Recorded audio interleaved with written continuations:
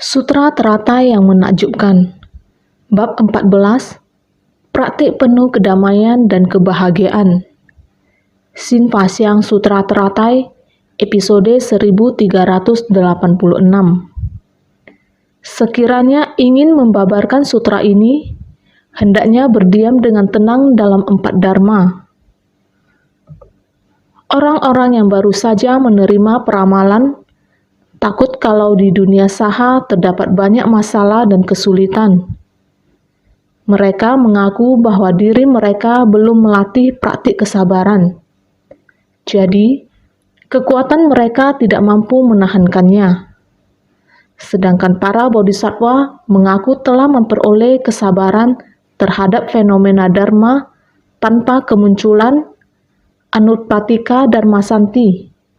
Makanya, mampu menahankan segala hal-hal yang sulit. Mereka berinisiatif sendiri untuk membangkitkan ikrar agung. Harus dipahami, orang-orang yang baru saja menerima peramalan takut kalau di dunia saha terdapat banyak masalah dan kesulitan.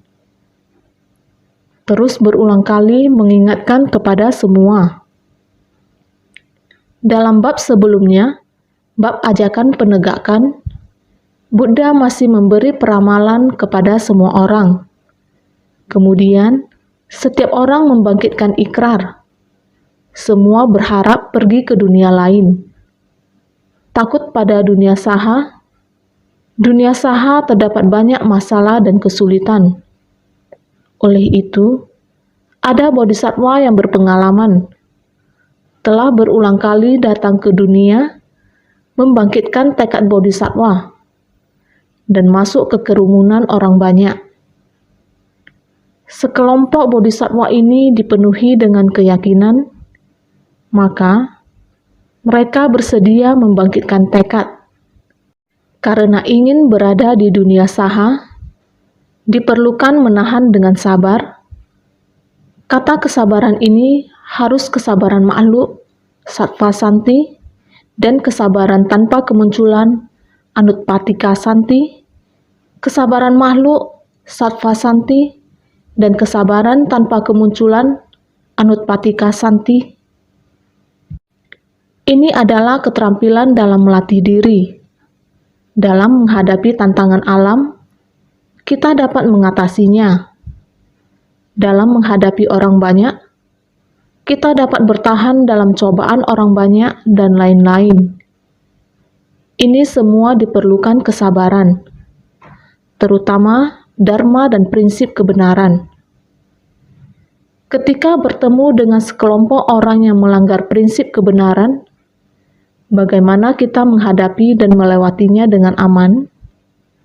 Jika tidak bersabar dan menahannya, maka dapat membangkitkan ikrar berada di dunia saha. Sungguh tidaklah mudah. Oleh itu, diperlukan bodhisattva yang berpengalaman. Jika bodhisattva yang baru membangkitkan ikrar, meskipun telah membangkitkan tekad, namun masih memerlukan lebih banyak pengalaman. Ada tekad dan bersedia untuk bersabar. Namun, bagaimana supaya mereka dapat menahankannya? Orang berkata, membangun ikrar itu mudah, namun sulit untuk mempertahankannya. Bagaimana mempertahankan kegigihan ini? Pasti diperlukan kesabaran makhluk, sattva santi, kesabaran tanpa kemunculan, anutpatika santi, harus mampu bersabar dan menahan dengan sabar. Inilah keterampilan yang sesungguhnya. Oleh karena itu, mampu menahan segala hal-hal yang sulit. Para bodhisattva senior, mereka berinisiatif sendiri untuk membangkitkan ikrar agung. Mereka tidak membutuhkan Sang Buddha untuk memberitahukan kepada mereka.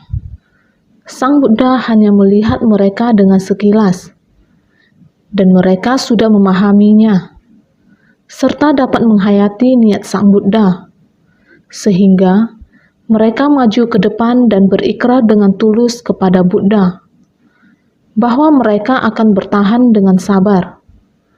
Bodhisattva Manjusri hadir menyaksikan. Benar, untuk datang ke dunia sama sekali tidak mudah. Dapat bertahan dalam waktu yang lama di dunia, terutama pada era kemunduran Dharma di masa mendatang. Di masa kemunduran Dharma pada dunia yang penuh kekeruhan ini, bersedia untuk datang kembali lagi. Tantangan semacam ini sangatlah besar. Bodhisattva Manjusri yang memiliki kebijaksanaan yang sangat luar biasa. Beliau melihat begitu banyak orang. Bodhisattva yang gagah berani dan giat bersemangat, serta membangkitkan ikrar agung. Sehingga Bodhisattva Manjusri bergegas dan menambahkan, meskipun para bodhisattva senior ini penuh dengan keyakinan diri, maka mereka tetap membimbing makhluk hidup secara luas dan tanpa putus. Juga terdapat orang yang dapat membangkitkan tekad pada ajaran kendaraan besar. Apakah orang-orang ini dapat bertahan dan sabar untuk waktu yang lama? Oleh karena itu, hal ini harus memiliki metode yang tepat. Sehingga Sang Buddha mengajarkan metode kesabaran, harus bagaimana menegakkan sutra pada dunia jahat di masa mendatang, dan bagaimana cara menghadapinya. Oleh karena itu, Manjusri menerapkan kewelas asihan dan kebijaksanaan. Welas asih dan kebijaksanaan dengan menerapkan cinta kasih, membangkitkan belas kasih. Pada persamuhan Dharma ini, Bodhisattva Manjusri mulai mengajukan pertanyaan ini. Manjusri yang maha bijaksana, sejalan dengan kewelas asihan dalam menerapkan belas kasihannya, mampu memahami maksud hati dari Buddha. Pada era kemunduran Dharma nanti, bagaimana para guru Dharma dapat menyebar luaskan dan menegakkan Dharma menakjubkan dari kendaraan besar ini? Bagaimana menyebar luaskan, mengajar, dan mengubah dengan terjun ke tengah orang banyak? Sekalipun para praktisi itu mampu menahan kesulitan, namun pada era kemunduran Dharma di dunia jahat penuh kekeruhan nanti, mereka akan bertemu dengan para makhluk yang memiliki kapasitas rendah dan keras kepala. Jadi, Manjusri yang maha bijaksana sejalan dengan kewelas asihan dalam menerapkan belas kasihannya. Dengan kebijaksanaan agungnya, memahami maksud hati Buddha, hanya orang-orang ini berikrar saja tidaklah cukup. Perlu metode tambahan bagi setiap orang. Namun, sebelum Buddha mulai membabarkan Dharma, Bodhisattva Manjusri sudah mulai memahami maksud hati Buddha. Sehingga Bodhisattva Manjusri demi orang yang memiliki kapasitas yang sesuai untuk menerima pembabaran Dharma Buddha. Di hadapan banyak orang, Bodhisattva Manjusri mulai sejalan dengan kewelas asihan. Sejalan dengan kewelas asihan Buddha, memahami maksud hati Buddha, menerapkan belas kasihannya, merasa belas kasihan kepada para bodhisattva yang akan mempunyai tekad besar di masa mendatang. Harus dengan sepenuh hati membimbing mereka bagaimana untuk memahami lebih mendalam terhadap ajaran Buddha.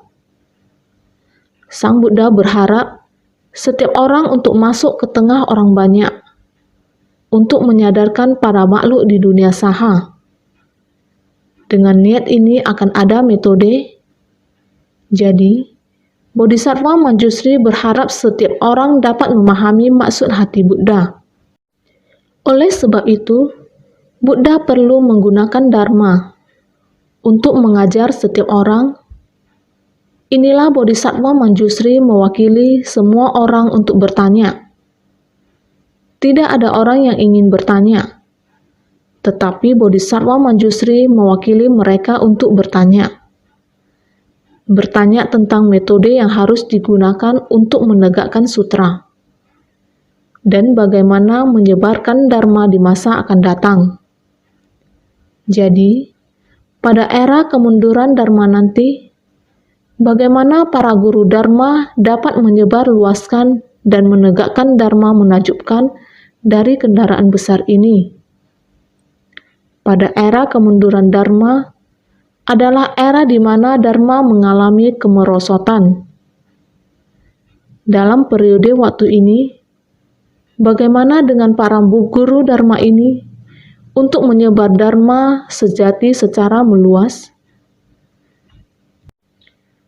Dengan era dunia jahat ini, bagaimana kita bisa menyebarkan Dharma dengan lancar dan menyeluruh? Bisa di tempat ini, menegakkan Dharma menakjubkan dari kendaraan besar ini. Sutra teratai yang menakjubkan ini, bagaimana menerapkannya di dunia saha? Inilah yang ingin ditanya oleh Bodhisattva Manjusri. Beliau mewakili para bodhisattva, atau bodhisattva yang baru membangkitkan tekad, atau bodhisattva yang berpengalaman bertanya. Jadi, bagaimana menyebar luaskan, mengajar, dan mengubah dengan terjun ke tengah orang banyak? Harus bagaimana kita menyebarkan sutra teratai secara meluas, agar makna ajaran dapat menyebar ke seluruh dunia, dan terjun ke tengah orang banyak. Sehingga para praktisi adalah orang yang melatih diri dan menegakkan sutra. Sekalipun para praktisi itu mampu menahankan kesulitan. Para bodhisattva ini, meskipun setiap orang berkata, kami bisa bertahan, namun ketika mereka bertemu, dunia jahat penuh kekeruhan pada era kemunduran Dharma, yang merupakan era kemunduran Dharma. Dunia ini penuh kekeruhan dan kejahatan. Di mana Dharma sudah merosot, setiap orang sudah tidak menyebarkan Dharma secara luas, bahkan juga tidak tahu arah tujuan dari Dharma sejati. Pada era ini, dunia ini sudah penuh kekeruhan dan kejahatan. Dharma juga sudah mengalami kemerosotan. Pada saat ini, dunia akan penuh dengan para makhluk yang memiliki kapasitas rendah dan keras kepala. Para makhluk di dunia terjun ke tengah orang banyak. Kapasitas setiap orang sangat lemah, terutama orang yang berkelas kepala. Anda ingin membabarkan Dharma kepada mereka sangatlah sulit. Mereka bukannya menolak, malahan memfitnah. Ini sangat sulit buat mereka untuk menerima Dharma sejati. Dari kendaraan tunggal, para anggota Sangha yang telah memperoleh peramalan dari Buddha, bagaimana mereka berusaha terus di dunia jahat ini untuk membabarkan sutra ini tanpa menghadapi semua kesulitan. Dari itu, Manjusri mesti memohon pada Buddha untuk memberi petunjuk bagaimana menggunakan kebijaksanaan benar untuk mengembangkan pengalaman benar sejalan dengan kebijaksanaan Tathagata, bebas dari delusi, menerangi kebenaran, dan menegakkan Dharma benar. Para anggota Sangha yang telah memperoleh peramalan sebelumnya bab ajakan penegakan. Para monasti ini, Sang Buddha membedakan setiap bagian dari satu bagian ke bagian lainnya dengan cara ini, memberi peramalan kepada mereka. Bukan hanya kepada kelompok biksu, bahkan pada kelompok biksuni. Semuanya juga telah mendapatkan peramalan dari Buddha. Namun, orang yang telah menerima peramalan ini, karena di dunia jahat ini, harus bagaimana agar dapat mempraktikkan dan berusaha terus, yaitu bagaimana praktik secara nyata. Di dunia manusia ini, untuk membabarkan sutra ini tanpa menghadapi semua kesulitan.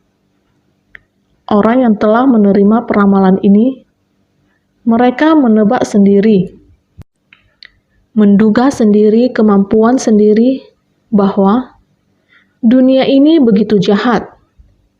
Kami tidak mempunyai kemampuan itu, tidak cukup kemampuan, jadi kami tidak berani berada di sini.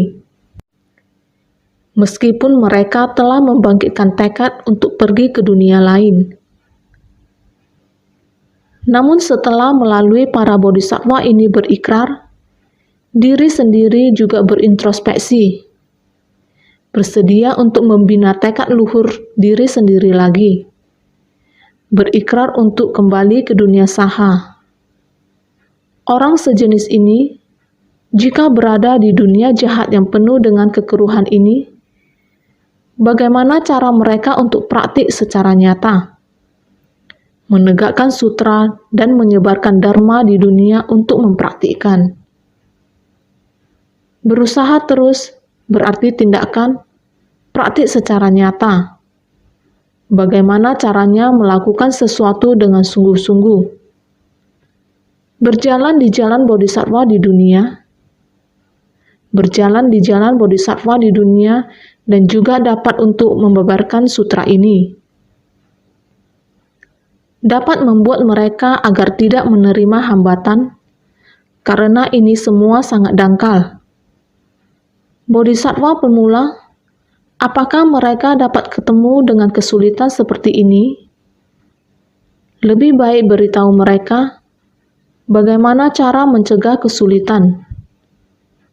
Jadi, untuk membabarkan sutra ini tanpa menghadapi semua kesulitan, agar mereka dapat aman dan selamat tanpa segala macam kesulitan.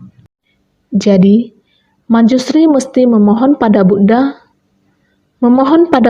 untuk memberikan ajaran bagian sutra ini menggambarkannya.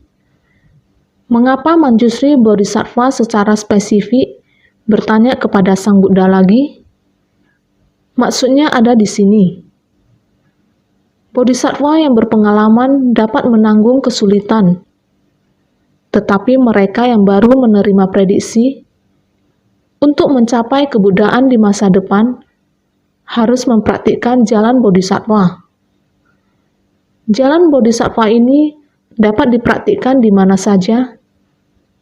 Namun, jika tidak ada yang bersedia datang ke dunia saha ini, bukankah dunia ini akan menjadi semakin jahat?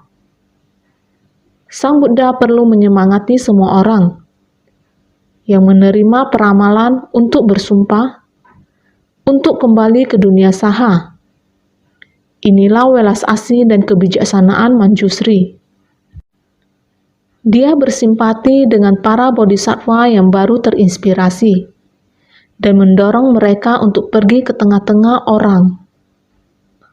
Tapi mereka takut. Maka Bodhisattva Manjusri bertanya kepada Sang Buddha, "Itu tidak terlalu menakutkan. Selama kamu membangun tekad luhur dan membangkitkan ikrar agung, maka itu tidak akan terlalu menakutkan." Manjusri memohon pencerahan pada Sang Buddha tentang bagaimana menggunakan kebijaksanaan benar. Arah kebijaksanaan benar untuk membimbing mereka semua, menggunakan arah kebijaksanaan benar untuk mengembangkan pengalaman benar sejalan dengan kebijaksanaan Tathagata, supaya orang-orang ini benar-benar dapat memahami isi hati Sang Buddha dan memahami kebijaksanaan Sang Buddha. Bagaimana cara bekerja di dunia saha ini? Sang Buddha tidak meninggalkan dunia saha. Sang Buddha masih akan datang lagi ke dunia. Sang Buddha harus menggunakan metode apa untuk menerapkan kebijaksanaan? Lalu bagaimana menyelaraskan cinta kasih dan menerapkan kebijaksanaan di dunia ini? Makanya perlu sejalan dengan kebijaksanaan Tathagata dan dapat menggunakan metode apa untuk bebas dari delusi. Kita para makhluk hidup memiliki pola pikir untung dan rugi. Itu dikarenakan kita mempunyai pikiran kerisauan. Harus bagaimana supaya mereka bisa sangat berani dan masuk ke tengah orang banyak. Menggunakan kebijaksanaan Tathagata, masuk ke tengah orang banyak dan tidak terkontaminasi dengan orang banyak. Dengan cara ini, bebas dari delusi dan menerangi kebenaran, menggunakan kebijaksanaan sejatinya untuk dapat menggunakan dharma sejati di tengah orang banyak, sehingga dapat ditunjukkan. Inilah yang diinginkan Manjusri dari Sang Buddha. Jadi, di bab sutra sebelumnya, pada ketika itu Pangeran Dharma Manjusri, Bodhisattva Mahasattva, dia adalah seorang Pangeran Dharma. Dialah yang menyebarkan jiwa kebijaksanaan Buddha. Pada ketika itu, Pangeran Dharma Manjusri, Bodhisattva Mahasattva, berkata kepada Buddha, "Bhagavan, semua bodhisattva ini adalah langka sekali." Dengan penuh hormat menuruti keinginan Buddha, makanya mereka membangkitkan ikrar agung. Di dunia jahat mendatang, akan melindungi, menegakkan, membaca, dan membabarkan sutra teratai ini. Bhagavan, para bodhisattva mahasattva itu, bagaimana mereka dapat membabarkan sutra ini di dunia jahat mendatang? Sutra teratai bab 14. Praktik penuh kedamaian dan kebahagiaan. Setiap Buddha memiliki ajaran yang sama. Jiwa kebijaksanaan Buddha masa kuno juga disebarkan oleh Bodhisattva Manjusri.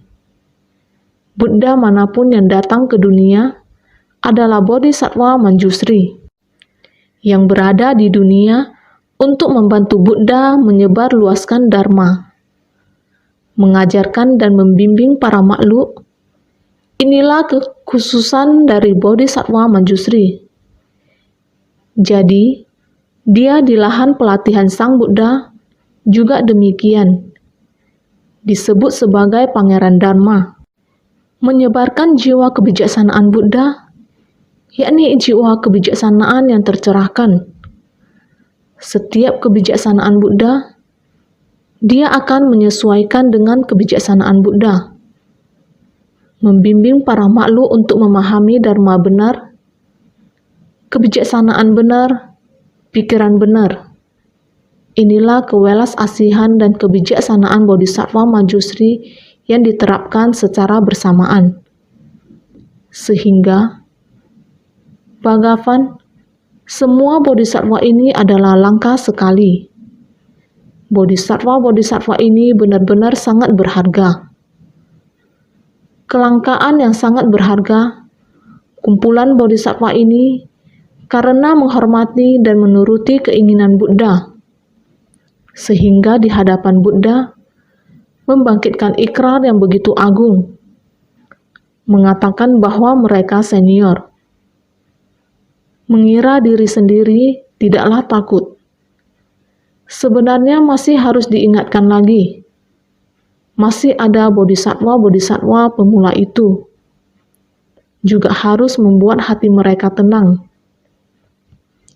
Membangkitkan ikrar untuk datang lagi ke dunia saha. Di dunia jahat mendatang, akan melindungi, menegakkan, membaca, dan membabarkan sutra teratai ini. Kitab sutra teratai ini mau terus disebarkan dan diwariskan di dunia. Membutuhkan begitu banyak orang yang datang lagi ke dunia untuk membangkitkan tekad dan membangun ikrar untuk melindungi dan menegakkan kitab sutra ini. Dharma menakjubkan sutra teratai. Jadi, Bhagawan, para bodhisattva mahasattva itu Bagaimana mereka dapat membabarkan sutra ini di dunia jahat mendatang? Walaupun para bodhisattva ini sudah senior, semuanya adalah bodhisattva agung. Tapi di dunia jahat mendatang, akan bagaimana untuk melindungi kitab sutra ini? Pada waktu menyebar luaskan, dapat tidak menemui kesulitan, semampunya untuk meringankan kesulitan mereka. Inilah maksud dari Bodhisattva Manjusri. Selanjutnya naskah sutra ini, Buddha memberitahukan Manjusri bila seorang Bodhisattva Mahasattva pada masa penuh kejahatan mendatang ingin membabarkan sutra ini, hendaknya berdiam dengan tenang dalam 4 dharma. Sutra teratai bab 14. Praktik penuh kedamaian dan kebahagiaan. Di saat ini Sang Buddha sudah mulai menjawab. Sang Buddha menyampaikan kepada Manjusri Bodhisattva bahwasannya di masa mendatang, di dunia yang jahat ini, para Bodhisattva ataupun para Bodhisattva pemula yang baru tersadarkan di dunia yang jahat pada masa mendatang, pada zaman kemunduran Dharma, akan harus membabarkan sutra. Sekiranya ingin membabarkan sutra ini, di mana harus dibabarkan dengan penuh kesadaran, serta dengan landasan damai 4 dharma. Untuk membabarkan sutra, terdiri dari 4 cara. Hendaknya berdiam dengan tenang dalam 4 dharma. 1. Praktik penuh kedamaian dan kebahagiaan dari tubuh. 2. Praktik penuh kedamaian dan kebahagiaan dari ucapan. 3. Praktik penuh kedamaian dan kebahagiaan dari pikiran. 4. Praktik penuh kedamaian dan kebahagiaan dari ikrar. Pertama dari 4 dharma, lingkup dari pengajaran dan praktik, serta hidup pendekatan dinamakan lingkup praktik penuh kedamaian dan kebahagiaan dari tubuh. Untuk mengajarkan dan membimbing makhluk hidup, harus menjadi guru yang tidak diundang. Harus seperti memiliki kesenangan mengajar dan membabarkan dharma.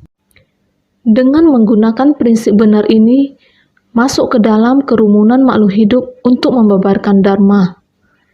Di saat jika makhluk hidup tak kunjung datang menghampiri, kita juga harus dengan tekad dan kerelaan untuk mendekati mereka. Gunakan cara dharma untuk mendekati mereka. Begitu pula dengan keadaan saat ini. Di saat guru pembimbing mengajar muridnya, guru tersebut akan mencari berbagai cara.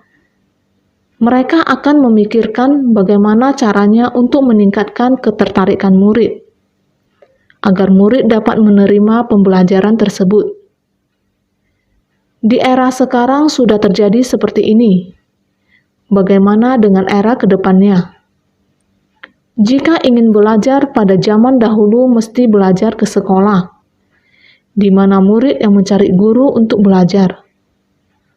Tapi di zaman sekarang, gurulah yang harus mencari murid untuk menarik ketertarikan pada belajar. Ini membuktikan bahwa zaman benar-benar sudah berubah. Beginilah cara Sang Buddha mengajarkan kepada kita untuk mengusahakan agar semua makhluk ingin dekat dengan Dharma. Anda harus mendekati mereka terlebih dahulu, sehingga inilah yang disebut lingkup dari pengajaran dan praktik. Dan juga lingkup praktik penuh kedamaian dan kebahagiaan dari tubuh. Tempat menciptakan kedamaian dalam diri, kemanapun Anda pergi, buatlah orang lain merasa sangat nyaman dan sangat bahagia. Seperti pada beberapa waktu, pada awal Seci berada di tingkat internasional, ada orang mengatakan, ajaran Buddha akan melakukan misi misionaris. Seci bukanlah misionaris. Kami datang untuk bersatu, prinsip yang sama. Seperti di Ekuador, Sebuah negara dengan kepercayaan Katolik, mereka mengalami gempa bumi yang besar. Gempa bumi pada tahun 2016 bulan April. Lihatlah, gempa skala 7,8 sangat besar. Tiba-tiba langit berguncang, banyak bangunan hancur, banyak orang terluka, banyak yang kehilangan tempat tinggal. Seluruh daerah hancur. Lingkungan, jalan-jalan, dan sebagainya. Awalnya, masyarakat negara ini tidak begitu kaya. Mengalami bencana besar seperti ini, jadi tidak bisa berkata-kata dan bertanya kepada langit. Insan suci dari Amerika dan Amerika Selatan berkumpul di negara ini. Mereka berpikir, bagaimana untuk membantu mereka? Mulai dari mana? Ada satu cara. Bagi yang berpengalaman di bencana Haiyan di Filipina, ini adalah bencana topan besar. Pada awalnya, gubernur di kota Tulumu, Provinsi Leyte, ingin meninggalkannya. Saat relawan suci tiba, melihat bagi yang ada kemampuan ekonomi, mereka dapat meninggalkan pulau ini. Namun kebanyakan pribumi yang telah menetap di pulau ini, mereka mau kemana? Bagaimana dengan kehancuran ini? Relawan suci Filipina dan Taiwan berinteraksi, bekerja sama. Mereka menyatukan semangat dan beri saran, kalian cepat rangkul penduduk setempat via bantuan lewat pemberian upah. Walaupun pada awalnya agak pelan dan tidak terlalu lancar, namun sekali rangkul, dari hari pertama, kedua, ketiga, kelima, belasan hari sampai dengan 10-20 hari, dalam waktu sekitar 1 bulan, sekali rangkul, anggota yang datang bisa mencapai 10.000, 20, 30.000 orang.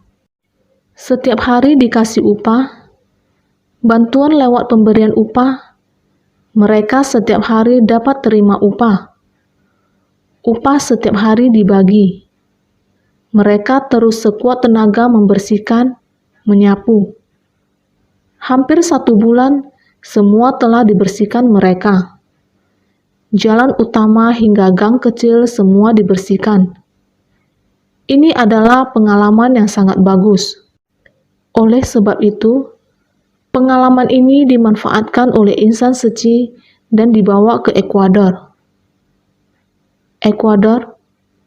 Mereka pada awalnya juga sudah mengetahui program Cash Forward di Filipina. Hal ini telah menyebarkan di kalangan NGO. Sehingga ketika insan suci dari Amerika datang dan mengusulkan bantuan kerja, masyarakat setempat sangat menerima, dan hal tersebut dirintis dengan cepat. Penduduk setempat bisa mendapatkan upah dan bisa membersihkan rumah mereka sendiri. Ini adalah satu-satunya harapan mereka. Sehingga mereka mulai bekerja dengan cara ini, dari perasaan tertekan, tak berdaya, insan suci memberikan kekuatan. Semangat itu menyemangatinya. Semua orang yang sudah berdiri membangkitkan setiap kekuatan masing-masing. Sehingga dengan cepat, tempat ini beberapa hari kemudian, keempat kabupaten dan kota pulih dengan cepat. Dan semuanya sudah dibersihkan. Di tengah-tengah proses pembersihan, kita menemukan gereja Katolik. Melihat para biarawati di sana sedang tidak berdaya. Gereja telah roboh, bagaimana membersihkannya? Bagaimana membangun kembali? Impian yang tak terlihat ada harapan. Insan suci memobilisasi anggota untuk melakukan pembersihan terlebih dahulu, lalu mempertimbangkan informasi ini, kondisi gereja, kita semua ikut memikirkannya, karena penduduk setempat, keyakinan mereka adalah agama Katolik.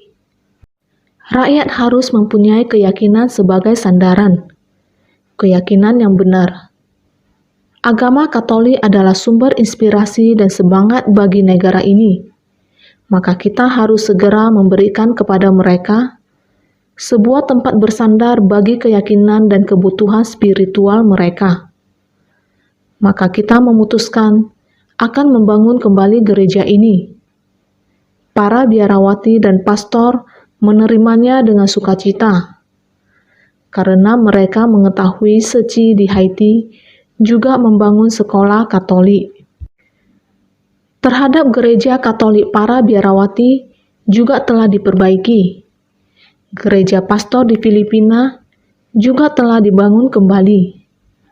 Maka, mereka sudah mengetahui dan menerima dengan sukacita. Maka, ajaran dan bimbingan dari ajaran kendaraan besar bukan untuk diucapkan.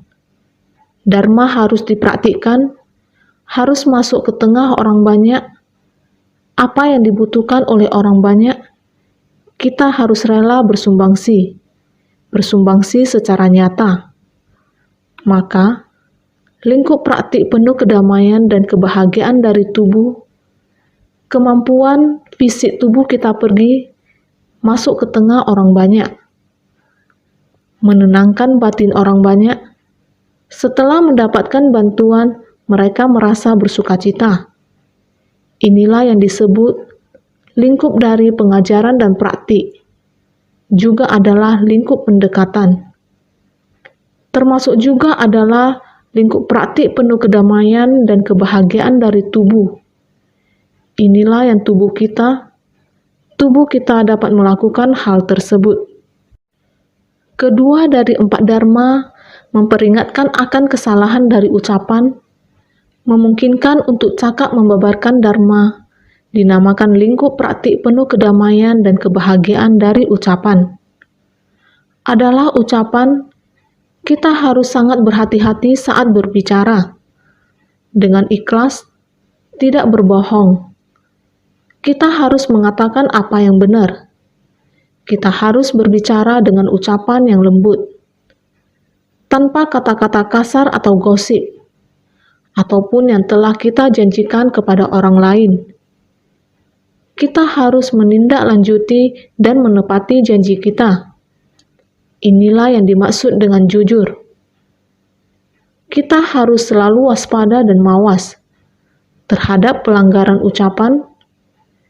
Jika kita tidak memiliki keikhlasan dalam hati kita, tetapi kita membuat janji yang berlebihan, dan pada akhirnya kita tidak bisa melakukannya. Ini tidak bisa diterima. Oleh karena itu, begitu kita mengatakan bahwa kita akan melakukan sesuatu, kita harus menindaklanjutinya. Jadi, memungkinkan untuk cakap membabarkan dharma. Jika kita bisa menjadi orang yang menepati janji kita, maka wajar saja bila kita ingin mendekatkan diri pada orang untuk mengajari mereka dharma, mereka pasti akan mempercayai kita. Oleh karena itu, ini adalah lingkup praktik penuh kedamaian dan kebahagiaan dari ucapan. Ketiga dari 4 dharma, memurnikan aktivitas batin agar bebas dari keserakahan, kebencian, dan kebodohan, dinamakan lingkup praktik penuh kedamaian dan kebahagiaan dari pikiran. Memurnikan aktivitas batin, kita harus bersungguh-sungguh menjaga hati kita, bebas dari keserakahan, kebencian, dan kebodohan. Semua yang kita kerjakan adalah bersumbangsi tanpa pamrih. Kita semua sangat damai.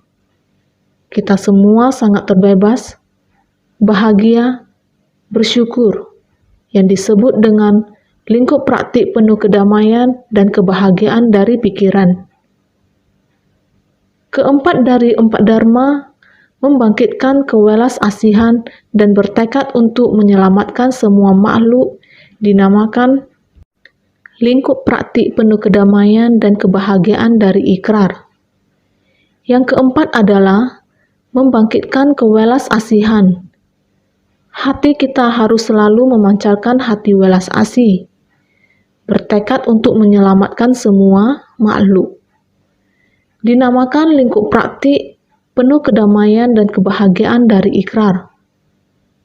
Kita harus selalu membangkitkan hati welas asih, sehingga baru dapat membangkitkan ikrar agung.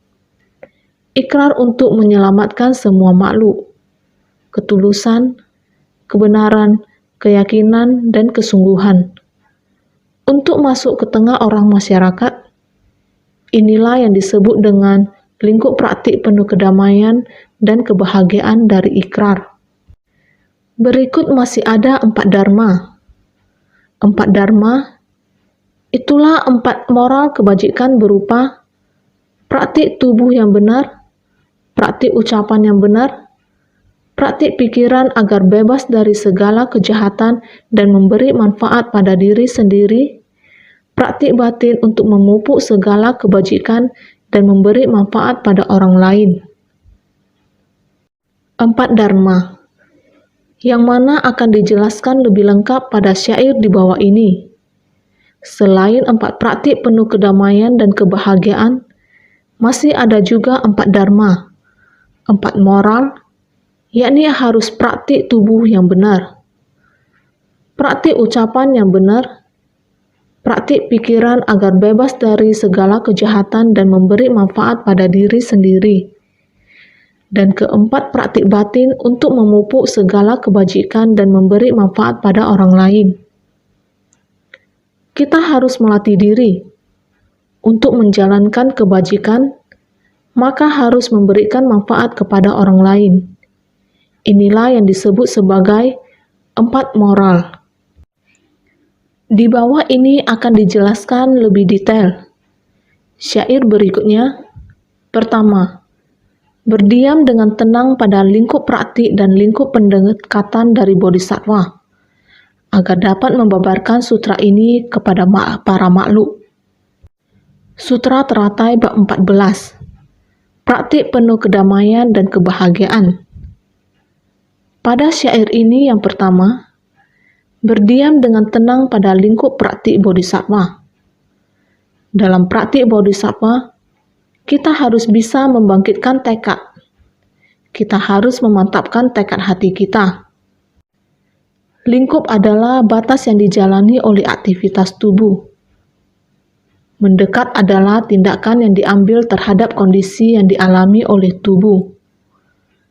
Tathagata datang ke dunia ini untuk membabarkan sesuai dengan kondisi dan kapasitas, prinsip menakjubkan yang dirasakannya di tempat ini, batas yang dijalani oleh aktivitas tubuh. Praktik nyata kita, praktik kondisi luar, hati kita harus berpikir seperti ini. Tubuh kita, yaitu kedua kaki kita, selangkah demi selangkah, melangkah dengan teguh, perlahan-lahan semakin mendekat. Tindakan yang diambil terhadap kondisi yang dialami oleh tubuh mendekati jalan yang seharusnya kita tempuh. Kita harus memasuki jalan bodhisattva, mempraktikkan 6 paramita dan 10.000 praktik. Ini adalah jalan kita ke depan. Mengarah ke jalan seperti ini, mempraktikkannya dan menjalaninya. Oleh karena itu, Tathagata datang ke dunia ini untuk membabarkan sesuai dengan kondisi dan kapasitas, prinsip menakjubkan yang dirasakannya di tempat ini. Tathagata muncul di dunia sesuai dengan kapasitas makhluk hidup, mengatakan sedang mempraktikkan jalan bodhisattva, prinsip menakjubkan yang dirasakan. Buddha Sakyamuni di kehidupan ini mencapai kebuddhaan. Sebenarnya, jika tidak ada kehidupan sebelumnya, apa yang dialami di tengah orang banyak?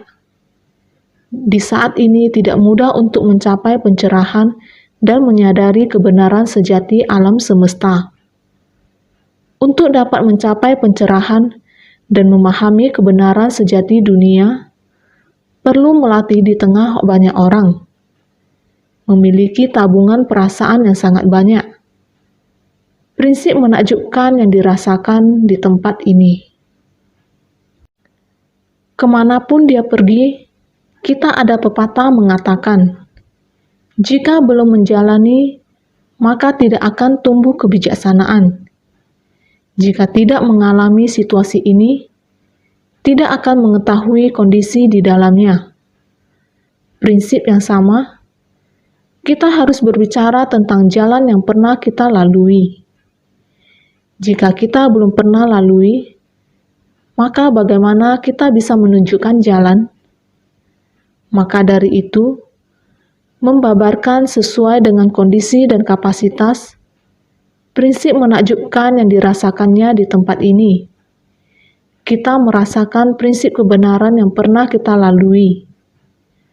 Oleh karena itu, berperilaku menuju praktik suci dinamakan praktik, sedangkan menjadi akrab dinamakan dekat.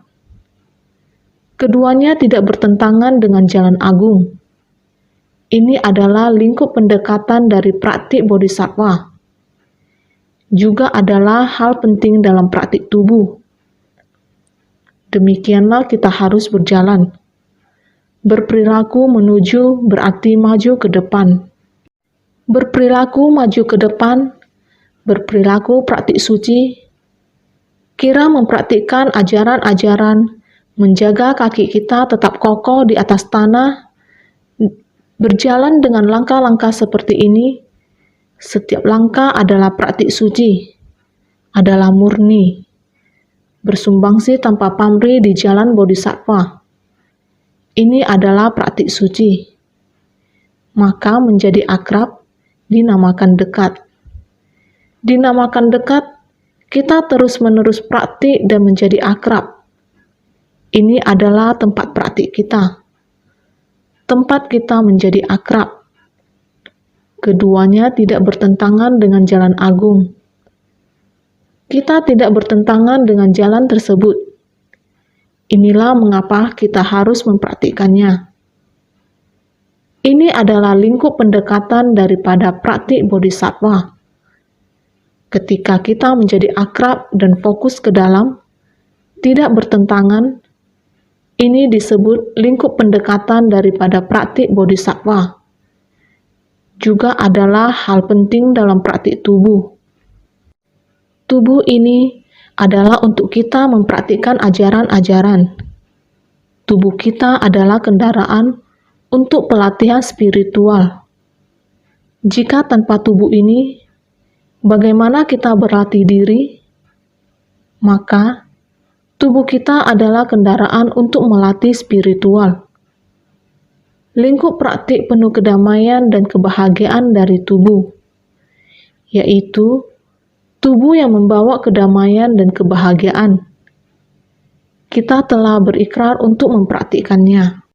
Pertama, berdiam dengan tenang pada lingkup praktik dan lingkup pendekatan dari bodhisattva.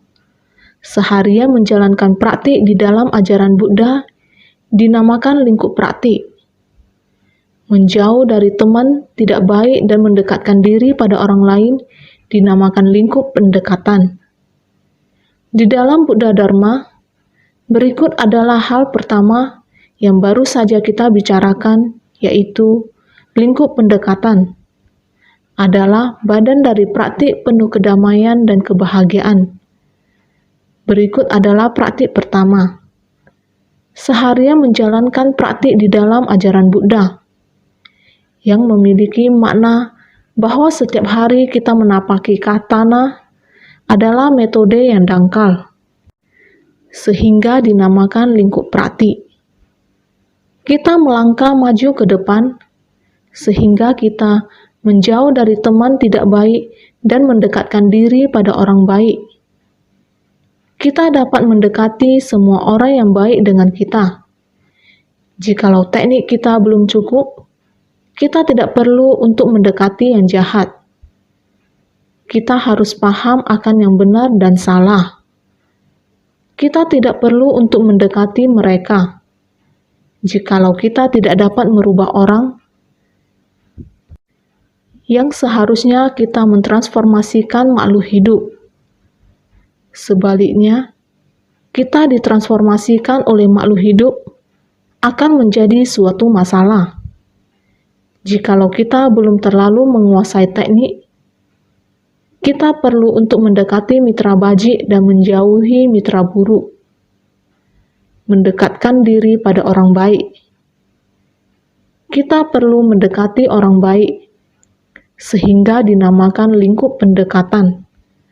Adalah metode yang diajarkan oleh Sang Buddha kepada kita.